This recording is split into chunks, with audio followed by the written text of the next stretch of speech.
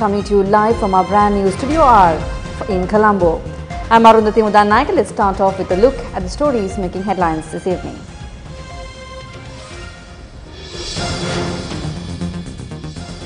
Prime Minister visits Kandy, calls on the Chief Prelate of the Yaskidi chapter. Tissattanaike raises allegations against those responsible for their defeat at the presidential election.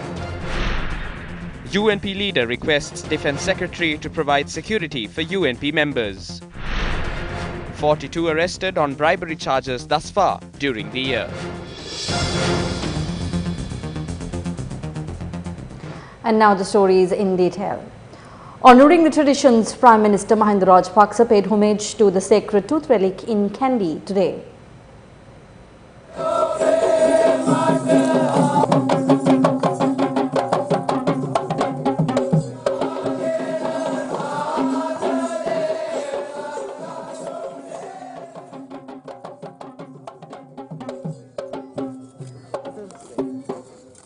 Prime Minister Mahinda Rajapaksa was warmly welcomed by the Dewadana Nilame, Pradeep Niranga Dayala and the Basnayaka Nilames of the Satra Maha Devalayas. Subsequently, the Prime Minister worshipped the tooth relic.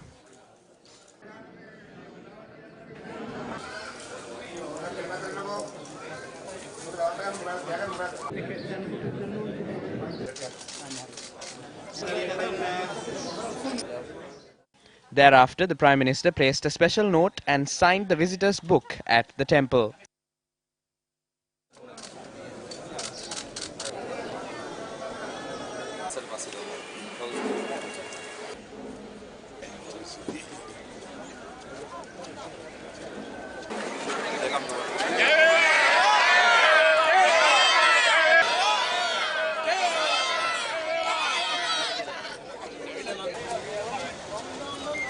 Subsequently, the Prime Minister arrived at the Malvatu Mahaviharaya and called on the Chief Prelate of the Malvatu chapter, Most Venerable Tibbatuave Sri Sumangala Thera.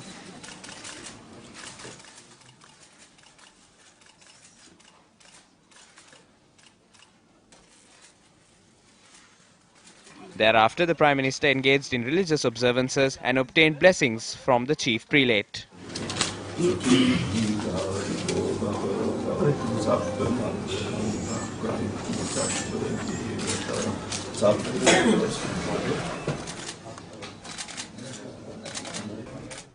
The Prime Minister thereafter called on the chief incumbent of the Malvatu chapter and obtained his blessings.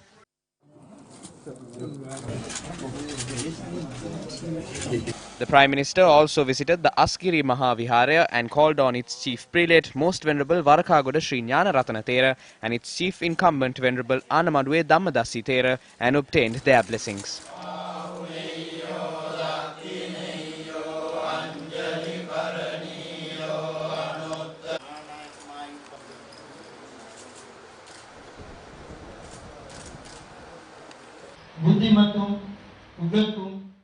I think it is right to say that people voted to ensure that national security is uplifted. Everyone, including the Mahasangha, does not expect anything else other than ensuring national security and identity.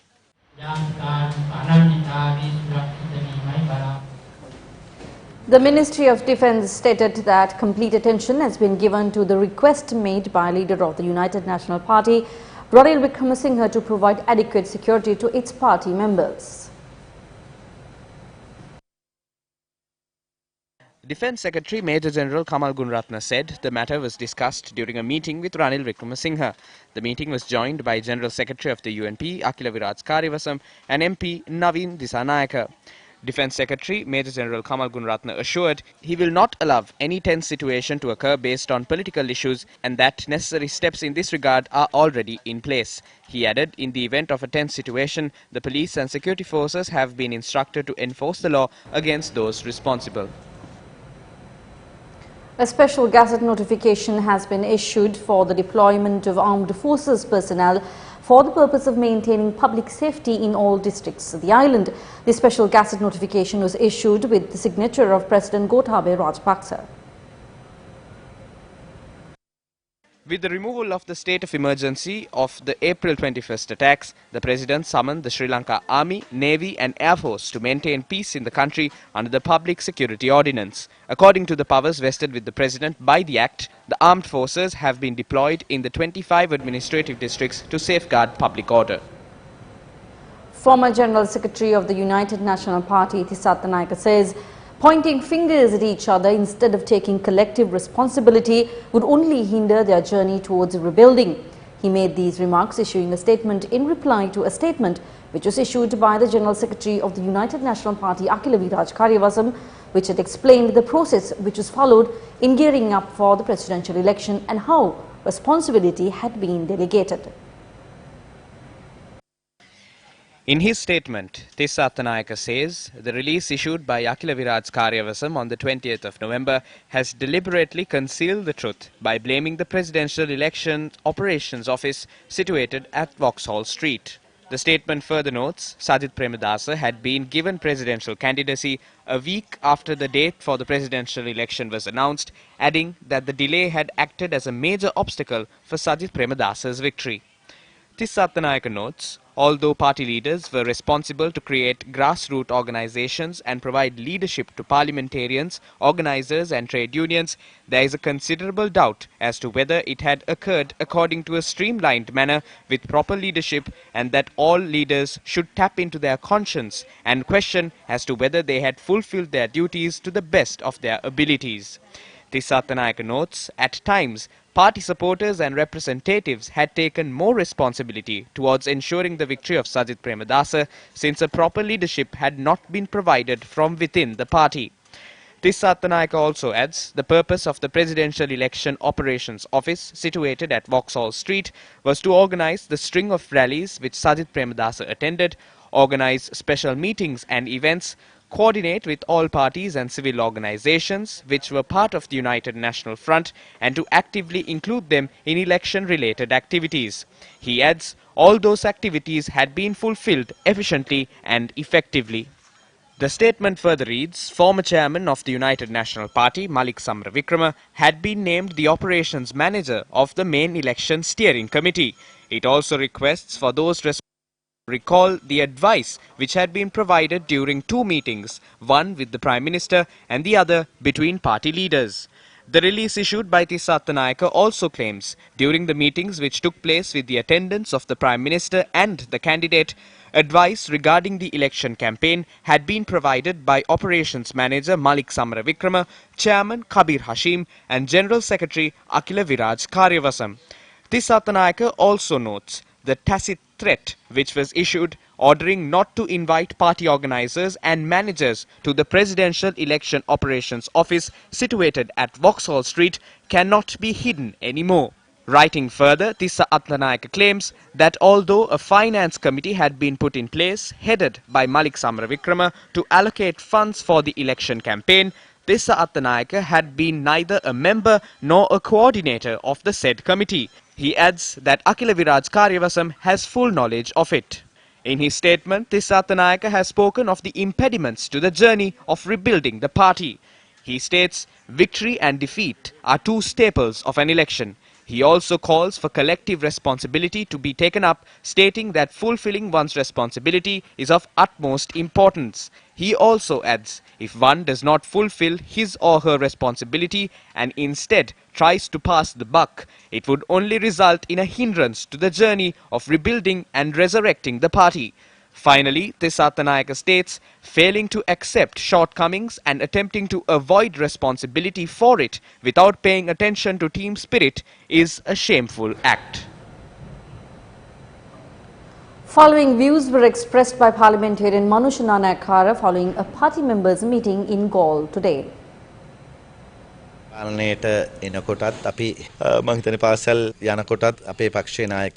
we stepped into politics, even when we were schooling, the leader of the party was Ranil Wickremesinghe. We believe that changes must be made and everything should be renewed. Over 5.5 million people of this nation believe in Sajith Premadasa's victory. Then even the UNP should change and go forward Along that change, the chance should be given to this young leadership. In the upcoming general election, we should display progress and step into a victorious journey within the coming 5 years. Space should be provided for that. A majority of MPs from the UNP with signatures have requested that Sajid Premadasa be made the leader of the party. Right now, what should be done is the innocent party supporters should be protected and selfish motives, deals with the government should not be made. Premadasa මහත්තයා අවශ්‍යයි කියලා. මේ වෙලාවේ කරන්න ඕනේ අහිංසක පාක්ෂිකයා රැකගන්න වැඩපිළිවෙලක් මිසක් තම තමන්ගේ ඩීල් වෙනුවෙන් ආණ්ඩුවට සහයෝගය දීලා රජයට සහයෝගය දක්වන එක නෙවෙයි. UNP parliamentarian Nalin Bandara met with party supporters in Watuwata, Bingiria today. Subsequently, he expressed the following views. අපි ලබන සතිය ඇතුළත විශ්වාස කරනවා අපිට We believe by next week we can strengthen the UNP by establishing Sajid Premadasa as party leader and leader of the opposition. We have handed over the documents including the signatures of a majority of UNP members to the Speaker, demanding that Sajid Premadasa be appointed as the opposition leader. The Speaker has informed our party that this must be issued during our parliamentary meeting.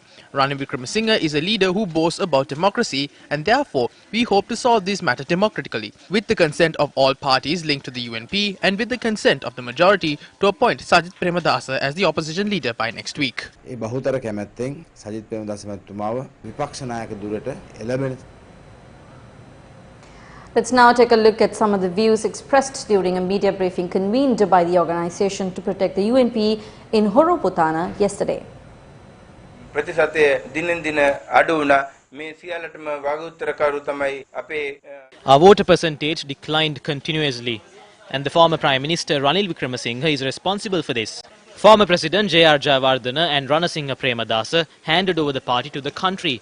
I request Ranil Wickremesinghe to follow them and to hand over the leadership of the UNP to Sajid Premadasa. එදා J.R. Jayawardena මැතිතුමා ගත්තු තීරණය R Premadasa මැතිතුමාට ලබා දුන්නා වගේ අපේ සජිත් ප්‍රේමදාස මැතිතුමාට ලබා දෙන්නයි කියලා මම ඉතා ගෞරවයෙන් කාරුණිකව ඉල්ලා සිටිනවා. සජිත් ප්‍රේමදාස මැතිතුමාට රට ඉල්ලන නායකත්වය Sajith Premadasa මැතිතුමාට He must support Sajid Premadasa and do justice to the mandate of the 5.5 million people who voted for Sajid Premadasa by making him the opposition leader, instead of betraying the UNP. We request Ranil Wickremesinghe to join the Rajapaksa government and hand over party leadership to Sajid Premadasa and allow the UNP to go forward. වැඩ කටයුතු සලස්සලා දෙන්න කියලා වර්තමාන එක්සත් ජාතිපක්ෂ නායක රනිල් වික්‍රමසිංහ මැතිතුමාගෙන් ඉතාමත් ආදරයෙන් ගෞරවයෙන් අපි ඉල්ලා සිටිනවා.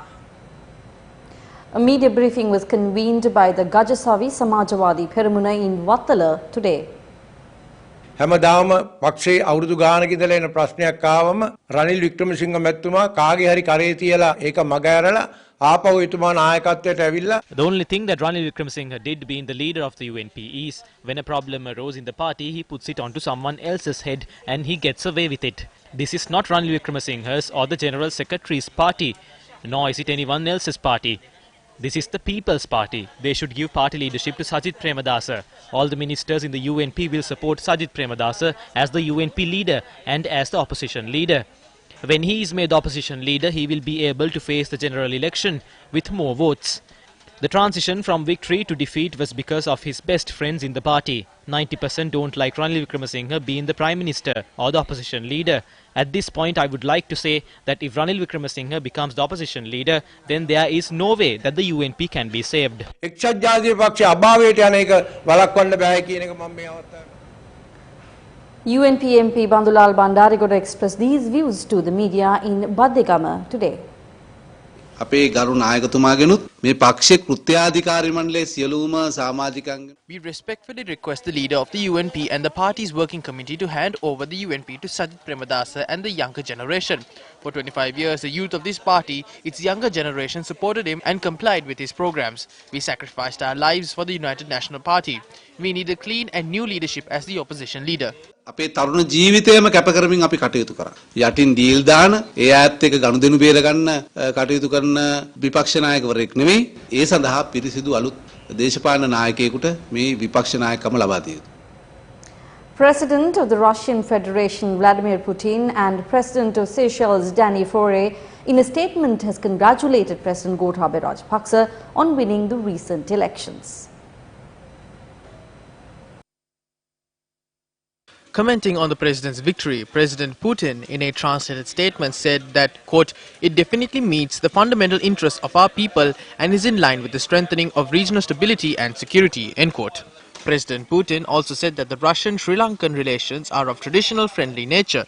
Quote, "I hope that your activities as head of state will foster further development of the bilateral dialogue and constructive cooperation in various aspects," end quote. He also wished President Gotabaya success, good health and prosperity.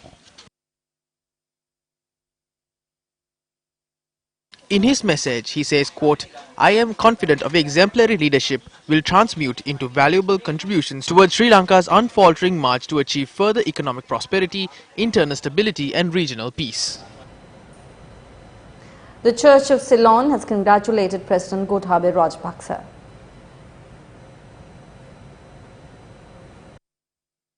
The Church of Ceylon said the victory comes at a time when the nation finds itself seemingly lacking in stability, direction and confidence. Issuing a release, the church said, quote, "The election results demonstrate once again the way in which the country has been and continues to be polarized. We believe that this is one of the most pressing priorities for the new president to understand and to address amidst all other urgent issues," end quote. It adds, quote, "The peace and stability that the country yearns for, which is also essential for sustainable development and balanced economic growth, can only be achieved through such an inclusive approach that respects the dignity and rights of all groups," end quote. The church said it remains committed to a corruption-free society that ensures equitable economic growth and justice for all groups, especially to the voiceless and marginalized. Also in local news, the disciplinary committee of the Sri Lanka Freedom Party convened once again today. Vijit Vijamani Soisa, who was accused of violating party discipline, was summoned to the committee today. The disciplinary committee convened at the party headquarters this morning. Vijit Vijamani Soisa, who was summoned to the committee, did not arrive and instead presented facts through his lawyer. He has been accused of supporting the United National Party in a manner that tarnishes the image of the SLFP. They marked certain images and videos in this regard. After they provide us with the copies of those documents, we requested some time to solve the cross questions in this regard.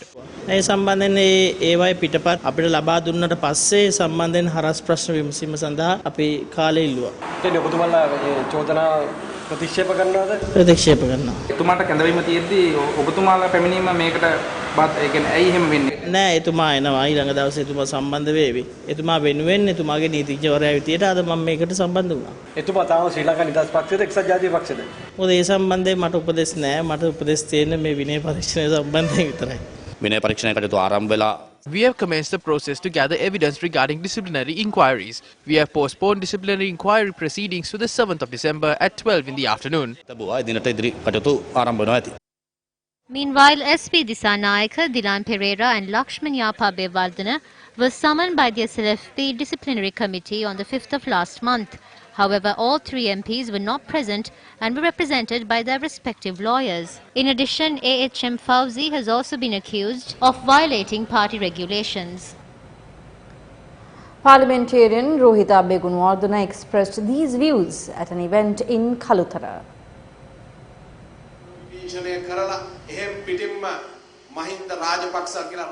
I promise you that the ones who criticize us and the political leaders who talked about the Rajapaksas in a disgusting manner will not have a chance to join our group.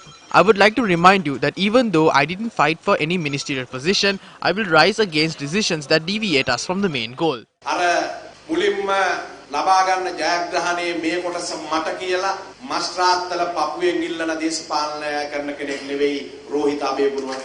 I can confidently tell you that even if I am not a minister, I have the ability to take care of you. In the next parliamentary election, we will show them that 8 ministers from the Kalutara district will go to parliament.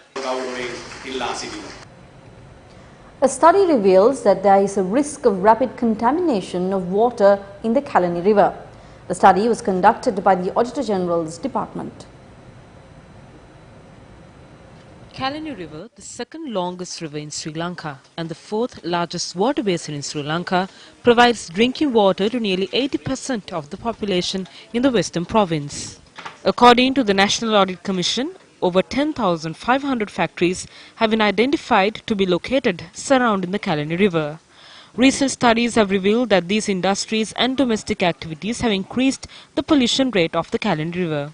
Erosion of the riverbank due to unauthorized constructions, solid waste, sewage and wastewater being dumped into the river from hotels and unauthorized houses built along the riverbank have also been recognized as reasons for pollution. Industries have been the main cause of pollution. Two major export processing zones, Seethabaka and Biyagama, are located in close proximity to the Kalani River. It was also revealed that the Environment Protection License of Seethabaka Export Processing Zone had not been renewed for 8 years. The report also reveals that the capacity of the public waste water treatment plants of 37 industries in the region is low. Also, the microbial destroying machine at the wastewater treatment plant has malfunctioned. It was also revealed that there is no proper method to remove the effluent from the factories. It has also been revealed that the method of discharging wastewater from the operations of certain factories in the area do not meet the proper standards. Observations carried out at Biyagama Export Processing Zone revealed that the number of coliforms in the water exceeded the prescribed capacity of 10,000 to 890,000. Coliform is a type of bacterium that lives in the dead and contaminated water of humans and other immobilized animals. The coliform level in the treated water pond in the region had also increased by 100,000. The amount of bacteria in the water samples taken from a number of Kalani sites, including the Kolonava Bridge, has drastically increased. The Kalani River extending from the Seethabaka ferry to the Kolonava Bridge has been found to be unsuitable for drinking, bathing and recreation. With the increase in water pollution in the river, the cost of chemicals used in the Ambatale and Pattivila water treatment plants has increased. The expenditure has increased from 879 million rupees in 2015 to 929 million rupees in 2017. It was reported that the amount of chlorine used has increased by 74%.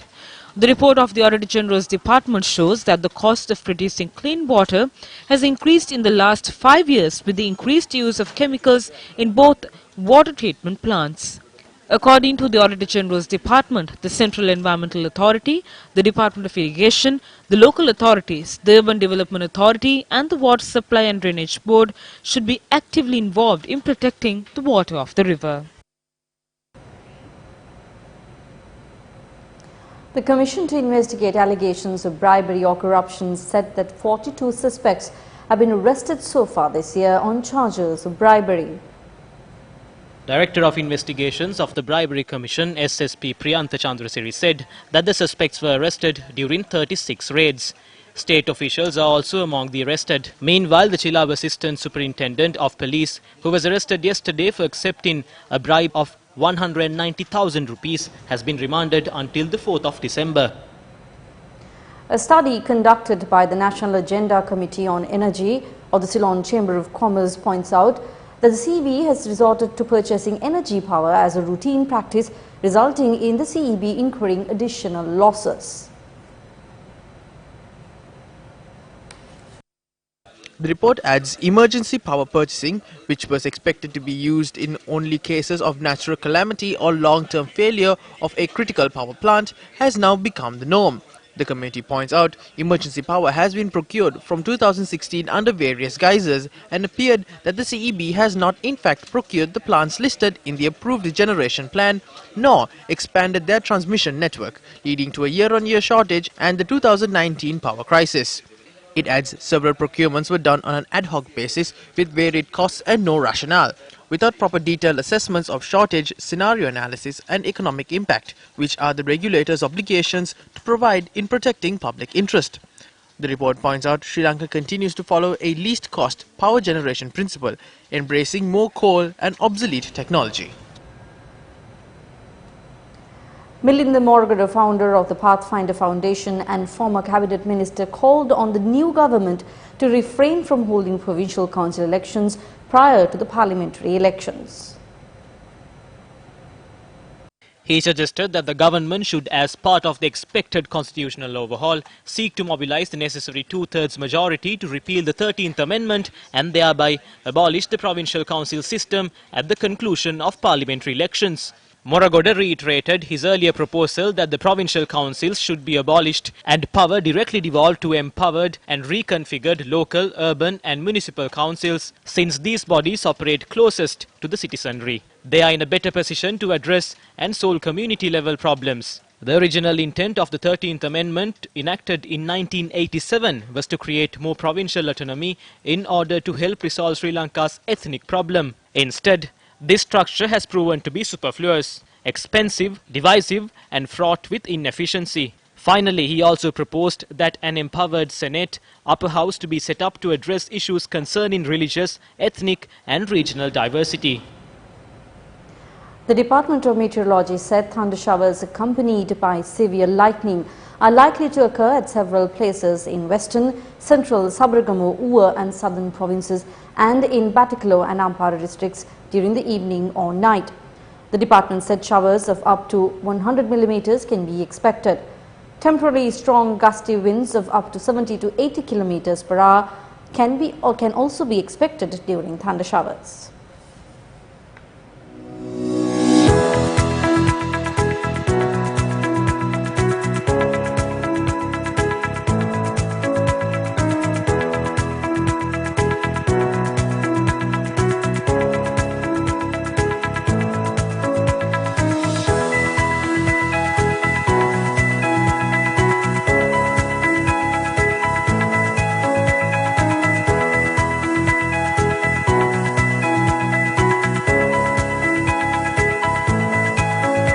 And with that, we wrap up tonight's edition of Primetime News. Thank you very much for joining us. For the Newsfirst team, I'm Arundhati Mudarnayaka. Good night.